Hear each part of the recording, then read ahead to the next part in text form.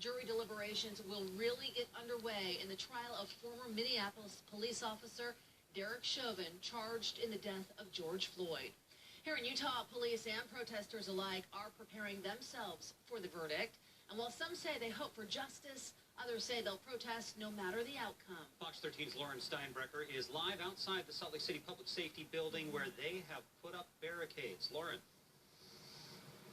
Yeah, that's right. So there are barricades and caution tape surrounding that front of the building, actually put up, at least that I noticed, since last Friday, and still here this week. Well, one person in the African-American community tells me that they are hoping for justice in this case. Black Lives Matter Utah tells me they will be protesting no matter what because their work is far from over. As the jury deliberates, it's not just for the fate of Derek Chauvin.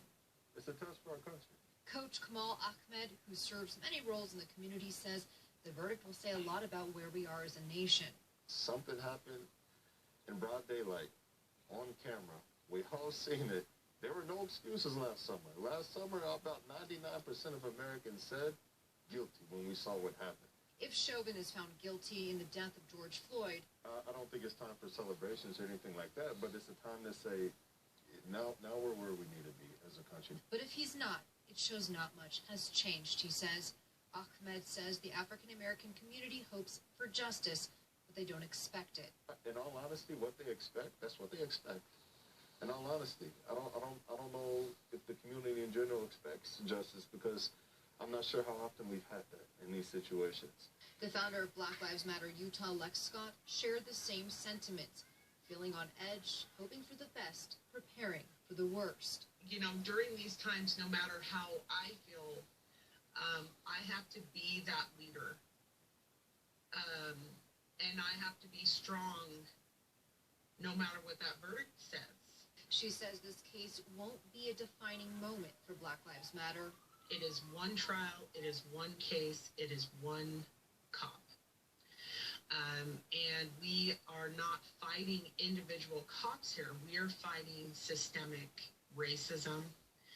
And we are trying to put checks and balances in place that hold every police officer accountable for their actions and provide transparency to their actions. No matter the verdict, Black Lives Matter Utah will protest with other organizations.